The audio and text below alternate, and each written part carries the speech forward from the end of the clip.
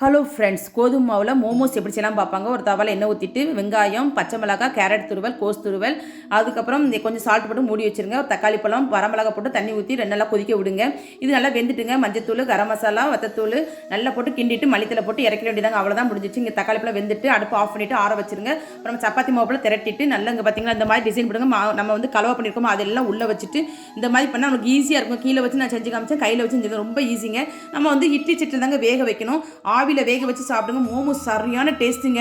இங்கே பார்த்தீங்களா ரொம்ப ஈஸியாக இருந்துச்சு. நானும் என்னமோ கஷ்டமாக இருக்கும்னு பார்த்தேன். ரொம்ப ஈஸியாகவே எனக்கு வந்துச்சுங்க. நம்ம தக்காளி பழமும் அதுக்கப்புறம் வரமிளகாவும் நம்ம இது பண்ணி வச்சுருந்தோம் இல்லையா, அதை நம்ம ஆறுனப்புறம் நம்ம மிக்ஸி தலை அடிச்சுட்டு நம்ம தனியாக எடுத்து வச்சுக்கோங்க. இந்த பார்த்தீங்களா நான் தனியாக எடுத்து வச்சேன். தண்ணி ஊற்றாம தாங்க அரைச்சேன்.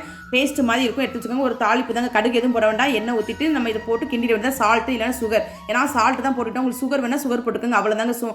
மோமோஸும் வெந்துடுச்சு. இவ்வளோ தாங்க நம்ம வச்சு சாப்பிட்டு. இவ்வளோ தான் ஃப்ரெண்ட்ஸ். Bye friends.